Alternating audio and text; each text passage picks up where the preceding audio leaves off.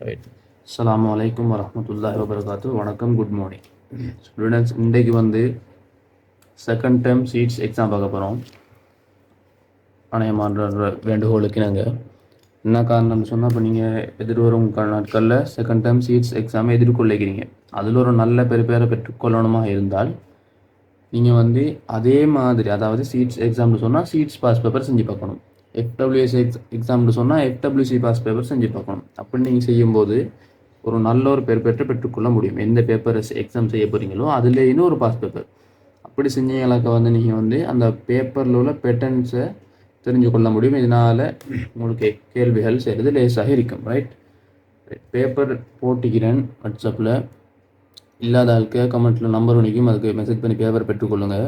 Paper கொஞ்சம் quality குறைவான paper தான், அட்ஜஸ்ட் பண்ணி தான் பார்க்க வேண்டிய நிலைமை. நான் இன்றைக்கி கிடைச்சதான் அந்த பேப்பர் தான், அதை தான் செஞ்சுட போகிறேன். கொஞ்சம் அட்ஜஸ்ட் பண்ணி பார்த்துக்கொள்ளுங்க. ரைட். முதலாவது கேள்வி பாருங்கள். நிறுவனம் ஒன்றின் நிதி கணக்கீடு தொடர்பில் பிரதான நோக்கத்தை சிறப்பாக விவரிப்பது. முதலாவது அலகு உங்களுக்கு கணக்கீடு தொடர்பாக வரும். முதலாவது கேள்வியும் கணக்கீடிலிருந்து வரும். ரைட். இப்போ கேட்டுக்கிற கேள்வி நிதி கணக்கீடு. நிதி கணக்கீடு நோக்கம் நான் ஃபர்ஸ்ட் என்ன சொல்லிட்டு போகிறேன்.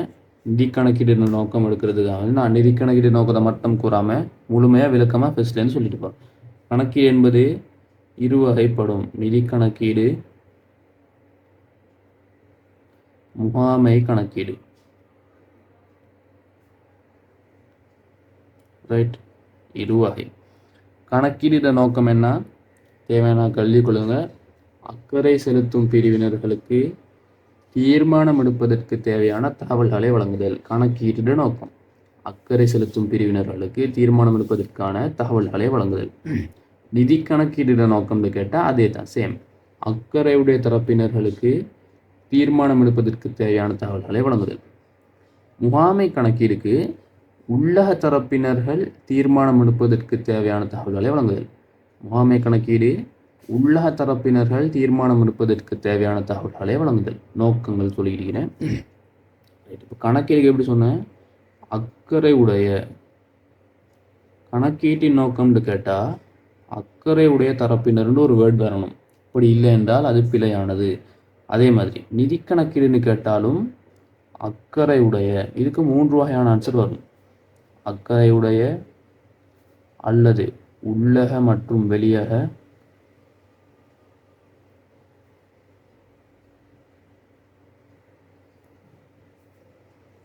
அல்லது வெளியக. நிதி கணக்கீட்டுக்கு 3 வகையான பாயிண்ட் தந்தும் ஆன்சர் கேட்கப்படலாம். நிதி கணக்கீடு என்றால் என்ன எடுக்கிறது, நிதி கணக்கீடு நோக்கம் என்றால் என்ன, நிதி கணக்கீட்டின் நோக்கம் யாது அப்படின்னு கேட்டு அக்கறையுடையோர் தீர்மானம் எடுப்பதற்கு தேவையான பொருளாதார தகவல்களை வழங்குதல் சொன்னாலும் சரி, உள்ளக மற்றும் வெளியக தரப்பினர்கள் தீர்மானம் எடுப்பதற்கு தேவையான தகவல் வழங்குதல் சொன்னாலும் சரி, வெளியக தரப்பினர்கள் தீர்மானம் எடுப்பதற்கு தேவையான தகவல்களை வழங்குதல் அப்படின்னு சொன்னாலும் சரி. எனவே அக்கறையுடன் என்றும் வரலாம், உள்ளக மற்றும் வெளியக என்றும் வரலாம், வெளியக மட்டும் வரலாம். ரைட். முகாமை கணக்கீடுக்கு ஒன்று தான். உள்ளக தரப்பினர் தீர்மானம் எடுப்பதற்கு தேவையான தகவல்களை வழங்குதல். ரைட். இப்போ இந்த கேள்வியில் நிதி கணக்கீட்டு தொடர்பில் பிரதான நோக்கத்தை சிறப்பாக விவரிப்பது. முதலாவது, தீர்மானம் எடுப்பதற்கு அக்கறையுடைய உள்ளக வெளியக தரப்பினர்களுக்கு 3ஐயுமே தருகிறான். அக்கறையுடைய உள்ளக வெளியக தரப்பினர்களுக்கு தகவல்களை வழங்குதல். சரியான ஆன்சர். முதலாவது ஆன்சர் சரியானது. 2வது, கொடுக்கல் வாங்கல்கள் மற்றும் நிகழ்வுகளை நிதி தகவல்களாக மாற்றுதல். அது என்ன? கணக்கீட்டு செயல்முறை. 2வது வராது. 3வது, மூலதனத்தை வழங்கியவர்களுக்காக பொதுநோக்கு நிதி கூட்டுக்களை தயாரித்தல். இல்லை, மூலதனத்தை வழங்கியவர்கள் என்பது வெளித்தரப்பினர். ஓகே, பட் அவங்களுக்கு மட்டுமா நம்ம நிதி கூட்டுக்களை தயாரிக்கிறோம்? இல்லை, அதே அந்த விடையில் அக்கறையுடைய தரப்பினர்களுக்காக பொதுநோக்கு நிதி கூட்டுக்களை தயாரித்தல் அப்படின்னு கேட்டால் என்னது? அது நோக்கம் இல்லை, செயல்முறைக்குள்ள எடுக்கலாம். ரைட். இருந்தாலும் நோக்கம்னு சொன்னால் தீர்மானம் எடுப்பதற்கு தேவையான தகவல்களை வழங்கணும். ரைட். எனவே 3வது ஆன்சர் வராது. 4வது, முகாமையாளர்களின் பயன்பாட்டுக்காக தகவல்களை வழங்குதல். இது என்ன? சைட்டில் கோடன்னு போட்டு எழுதி கொள்ளுங்க. முகாமை கணக்கீடு. முகாமையாளர்களின் பயன்பாட்டுக்காக தகவல் வழங்குதல் சொன்னால் முகாமை கணக்கீடு. 5வது, சட்ட தேவைப்பாடுகளை பூர்த்தி செய்வதற்கு நிதி கூட்டுக்களை தயாரித்தல். அது என்னது? நிதி கூட்டோட ஒரு பண்பு. அது வந்து நோக்கமோ அல்லது நோக்கத்தை விவரிக்கிற கூற்றாகவோ அமையாது. எனவே 5வது ஆன்சர் வராது.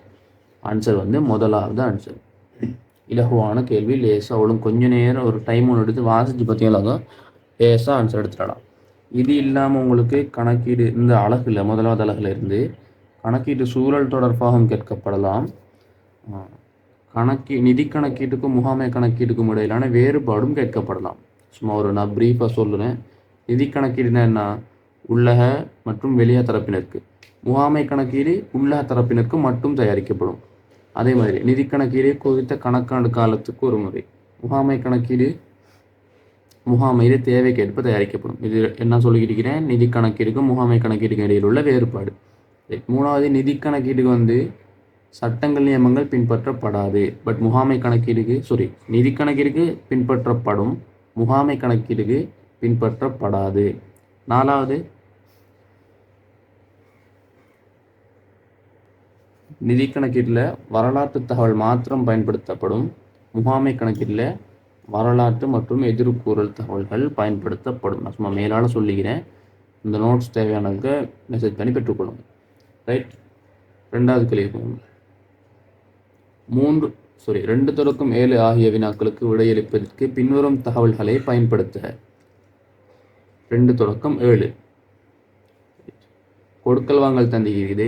எப்பவுமே அக்கௌண்ட்ஸ் பேப்பர் செய்யும் போது கொடுக்கல் வாங்கலை வாசித்து நேரத்தை வீணடிக்காமல் நேரடியாக கேள்விக்கு போகும். கேள்வியை வாசிச்சுட்டு கொடுக்கல் வாங்கலுக்கு வாங்க. ரைட். 2வது கேள்வி நான் ஒன்றாவே செஞ்சுட்டு போகிறேன். ஒரே டைமில் எதையும் செய்ய முடியும். ஆனால் நீங்கள் இப்போ அந்த பேசிக்கில் செஞ்சுட்டு போகிறீங்க. அதனால் நான் ஒன்றா செஞ்சுக்கலாம். 31/10/2023 உள்ளவாறான மேற்படி கொடுக்கல் வாங்கல்கள் அடிப்படை கணக்கீட்டு சமன்பாட்டில் ஏற்படுத்தும் தேறிய விளைவை சரியாக காட்டும் விடை.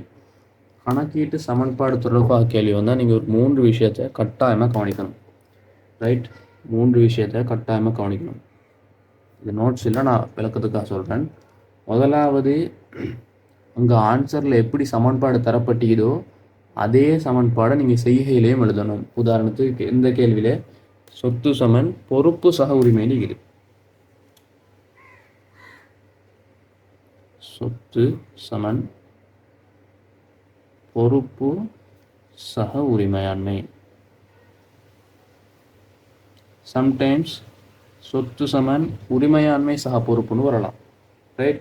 சம்டைம்ஸ் சொத்து சய உரிமையாண்மை சமன் பொறுப்பு அப்படின்னு வரலாம். அப்படி வந்ததில்லை. அப்படி கேட்டால் நீங்கள் வந்து என்ன செய்யணும்? சமன்பாட்டுக்கு ஏற்ற மாதிரி செய்கையை வந்து அதே சமன்பாடை போடணும். உரிமையாண்மை பொறுப்பு ஓர்டர் மாற்றி போட்டால் இந்த பக்கம் உரிமையாண்மையும் இந்த பக்கம் பொறுப்பும் போட்டால் நான் ஆன்சர் பிழைச்சிடும். எனவே சமன்பாடை சரியாக போட்டுக்கணும். ரெண்டாவது முக்கியமான விஷயம், கணக்கீடு சமன்பாடு செய்யும்போது எந்த அளவு கொடுக்கல் வாங்கல், அதாவது எந்த திகதி வரையிலான கொடுக்கல் வாங்கலாம் பதிய சொல்லிக்கிட்டு பார்க்கணும். இப்போ 31/10/2023 தந்திகிரி கொடுக்கல் வாங்கல்கள் அனைத்தும் பதியக்கூடியவையாக உள்ளன. அந்த டேட்க்கு உள்ளடங்குறதா. ரைட். பட் சில டைமில் FWC பேப்பரில் சில கேள்விகளில் ஏப்ரல் மாதம் நடைபெற்ற கொடுக்கல் வாங்கலும் தருவான். அதாவது 31/3/2023 பிறகு உள்ள தகவல்களை தந்துட்டு 31/3/2023 வரையிலான கொடுக்கல் வாங்கலாம் பதிய சொல்லணும். அப்போ என்ன செய்யணும்? டேட்டை சரியாக பார்த்து பதியணும். ரைட். இந்த 2 விஷயத்தை கட்டாயமாக பார்த்துக்கொள்ளணும். இப்போ முதலாவது கொடுக்கலாம். இப்போ ஆரம்பத்துலேருந்து வாசிச்சுட்டாங்க. 1/10/2023 ஆரம்பிக்கப்பட்ட தரங்க வியாபாரத்தின் 2023 அக்டோபர் மாதத்திற்கான கொடுக்கல் வாங்கல்கள் வருமாறு. ரைட். ஓர்டருக்கு பதிஞ்சிட்டு போகிறேன், பார்த்துக்கொள்ளுங்க. ஏ, காசாக முதலீடு செய்த தொகை. காசாக முதலீடு செஞ்சேன்னா காசு அதிகரிக்க போகுது. காசு என்பது என்ன? நிறுவனத்துக்கு ஒரு சொத்து. எனவே ஏன்னு போட்டிக்கிறேன். காசு 8 லட்சம் ரூபாய் ப்ளஸ் 1000களில் செய்கிறேன். ரைட். 800 போட்டுக்கிறேன். காசு யார் தந்தது? முதலீடு. முதலீடு என்பதுன்னா உரிமையாண்மை அதிகரிக்கும். 8 லட்சம் ரூபாய். முதலீடு என்பது உரிமையாளர் தந்தது தானே. உரிமையாளர் தந்ததால் உரிமையாண்மையை அதிகரிக்க போகுது. சிம்பிள். முதலாவது கொடுக்கல் வாங்கல் ஃபினிஷ். 2 பக்கமும் சமனா, அதையும் பார்த்துக்கொள்ளணும். கட்டாயமாக பார்த்துக்கொள்ளணும். பதிவுகள் 2 பக்கமும் சமனா. அங்கிட்ட 800னா இங்கிட்ட 800, இங்கிட்ட -800னா இங்கிட்ட -800. ரைட். 2 பக்கமும் சமனாக காணப்பட வேண்டும். 2வது பி, மூலதனமாக கொண்டு வந்த மோட்டார் வாகனம் ரூபா 5 லட்சம்.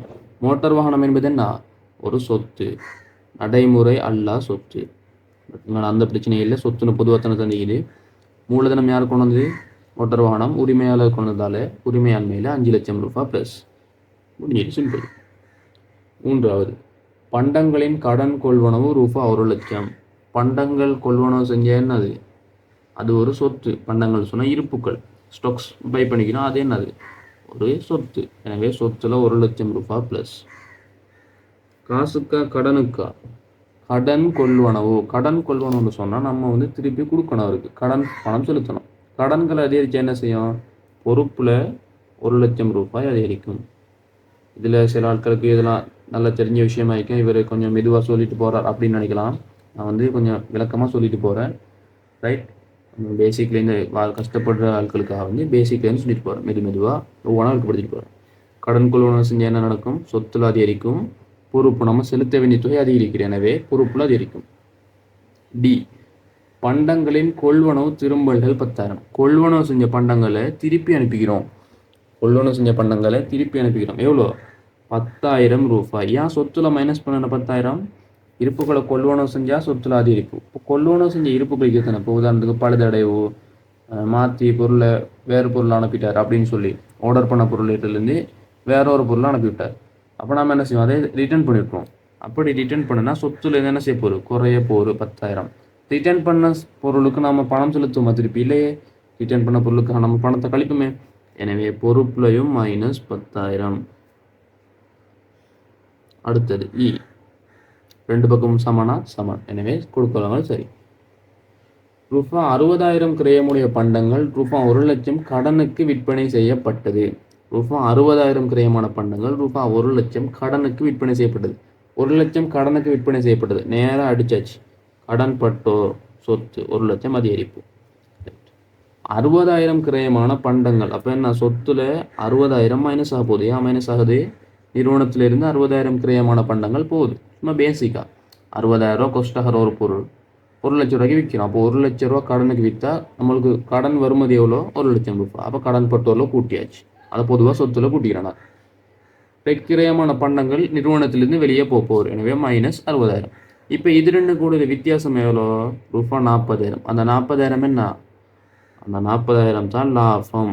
லாபங்கள் எல்லாமே உரிமையாண்மையை அதிகரிக்கும். லாபங்கள் அனைத்தும் உரிமையாண்மையை அதிகரிக்கும். ரூபா 40,000. Right, complete. அடுத்தது எஃப், நிறுவன செயற்பாட்டிற்காக செலுத்திய காசு ரூபா 20,000. காசு என்பது என்ன? நடைமுறை சொத்து. நிறுவனத்தில் நடைமுறை சொத்து. ரைட், இங்கே சொத்துல மைனஸ் 20,000. நிறுவனத்தில் இருந்து ஒரு செலவு வந்துக்கிறேன், அந்த செலவுக்கு நிறுவனத்திலிருந்து காசு செலுத்திக்கிறோம். எனவே மைனஸ் 20. செலவுகள் என்ன செய்யும்? உரிமையாண்மையை குறைக்கும். தேவையான எழுதி கொள்ளுங்க. இலாபங்கள் அனைத்தும் உரிமையாண்மையை அதிகரிக்கும், செலவுகள் அனைத்தும் உரிமையாண்மையை குறைக்கும். மைனஸ் 20 உரிமையாண்மையில். ரைட், எஃப் சரி. அடுத்தது ஜி, செலுத்த வேண்டிய வாடகை ரூபா 5,000. செலுத்த வேண்டிய, செலுத்திய இல்லை, செலுத்த வேண்டிய. அப்போ செலுத்த வேண்டியன்னு சொன்னா அது என்ன? நமக்கு ஒரு கடன் மாதிரி நம்ம கொடுக்கணும். அப்போ அது என்னது? பொறுப்புல அதிகரிப்பு. செலுத்த வேண்டிய செலவுகள். செலுத்த வேண்டியுமா இருந்தாலும் சரி, செலுத்தியதாக இருந்தாலும் சரி, செலவு தானே. வாடகை செலவு தானே. ரைட், அப்போ கொடுக்க வேண்டிய செலவுகளாக இருந்தாலும் அது செலவுகள் தான். எனவே மைனஸ் 5,000. செலவுகள் எல்லாமே உரிமையாண்மையை குறைக்கும், லாபங்கள் எல்லாம் உரிமையாண்மையை அதிகரிக்கும். ரைட், அடுத்தது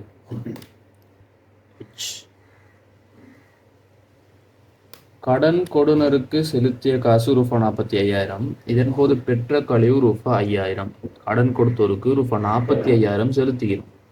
காசு குறைய போகுது, காசாத்தனை செலுத்திப்போம். எனவே மைனஸ் 45 சொத்துல.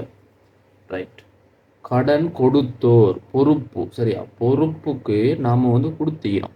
எவ்வளோ கொடுத்துக்கிறோம்? 45,000. அப்போ பொறுப்பில் என்ன? 45,000 மைனஸ் இன்னொரு விஷயம் தந்துக்கிறேன். பெற்ற கழிவு ரூபா 5,000. பெற்ற கழிவு என்ன? இலாபமா நட்டமா? பெற்ற கழிவு இலாபம். இலாபங்கள் எல்லாம் உரிமையாண்மையை அதிகரிக்கும். ரைட், நீங்கள் பார்க்கணும் சமன்பாடு சரியா? காசா 45 கொடுத்தீங்கன்னா ரைட். பொறுப்புல 45 மைனஸ் சரி. உரிமையாண்மையில் லாபம் வந்து பெற்ற கழிவு 5000 ரைட். அப்போது 45,000 காசாக கொடுத்துக்கிறோம், 5000 என்ன கழிவும் பெற்றுக்கிறோம். எனவே கணக்கில் மைனஸ் 5000. இப்போ தான் கணக்கீடு சமன்பாடு சமப்பட்டுக்கிறது. இப்போது மைனஸ் 45 இங்கிட்டு பக்கம் இருந்தால் இங்கிட்டு பக்கமும் மைனஸ் 45 இருக்கணும். பொறுப்பும் உரிமையாண்மை டோட்டல் இப்போ இது 45 மைனஸ் 50 ப்ளஸ் 5 போனால் மைனஸ் 45. இப்போ தான் கணக்கீடு சமன்பாடு. இந்த 5 போடாமல் இப்படி போட்டுட்டு சரின்னு சொல்லலுமா? ஏலாதுண்ணா உனக்கு மைனஸ் 45 ப்ளஸ் 5னா அங்கே மைனஸ் 40 வரும், இங்கே மைனஸ் 45 வரும். எனவே இப்போ தான் கணக்கீடு சமன்பாடு சரியாகிக்குது. அடுத்தது ஐ விளங்கிட்டு தானே? 45,000 காசு செலுத்திக்கிறோம். எனவே 45,000 மைனஸ் பெற்ற கழிவு 5000 பெற்றுக்கிறோம். எனவே உரிமையாண்மையில் 5000 ப்ளஸ் டோட்டலாக 50,000 மைனஸ் வச்சா சரி. பொறுப்புல ஐ கடன்பட்டோரிடமிருந்து பெற்ற காசு ரூபா 60,000 காசாக பெற்றுக்கிறோம். எனவே காசில் 60,000 ரூபாய் அதிகரிப்பு. அடுத்ததுன்னா கடன்பட்டோரிடமிருந்து, அப்போ கடன்பட்டோரோட மீதி குறைய போகுது. கடன்பட்டோர்னா அதுவும் ஒரு சொத்து. எனவே மைனஸ் 60,000 ப்ளஸ் 60,000 மைனஸ் 60,000 ரைட். இப்போ தேறிய விளைவை சரியாக காட்டும் முறை டோட்டல் பண்ணினீங்களா தான் ஆன்சர் வரும் உங்களுக்கு. டோட்டல் என்ன?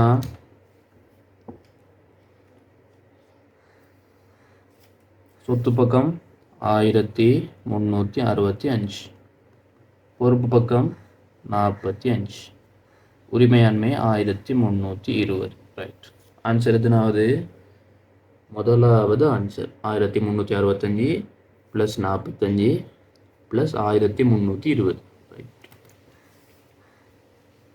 அடுத்தது மூன்றாவது கேள்வி.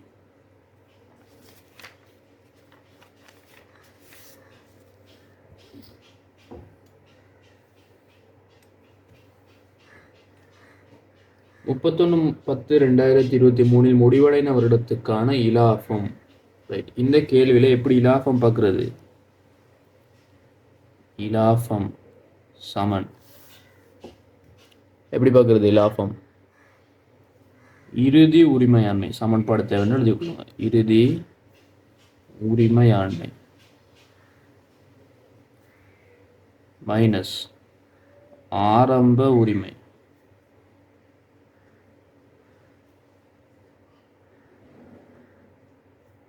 ப்ளஸ் பற்று மைனஸ் மேலதிக மூலதனம் ரைட். லாபம் சமன் என்ன? இறுதி உரிமையாண்மை சய ஆரம்ப உரிமையாண்மை சகப்பற்று சய மேலதிக மூலதனம். இப்போ லேசாக எடுக்கலாம். இறுதி உரிமையாண்மை எவ்வளோ நம்ம மேலே கண்டுபிடிச்சோம், இதாகிது 1320. இப்போ இறுதி உரிமையாண்மை 1320. ஆரம்ப உரிமையாண்மை எவ்வளோ மேலே இருக்குது, இதாகிது இந்த 800 ப்ளஸ் 500 மூலதனமாக ஈடுபடுத்தியது தான் ஆரம்ப உரிமையாண்மை. எவ்வளோ அது?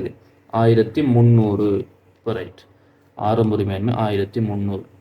பற்று மேலதிக மூலதனம் தொடர்பாக தகவல் தரப்பட்டதா?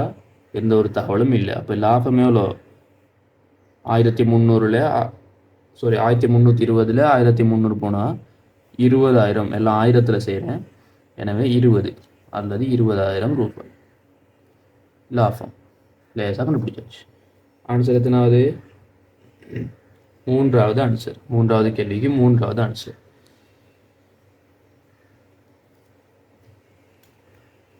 சிம்பிளாக செஞ்சுட்டு போகலாம்.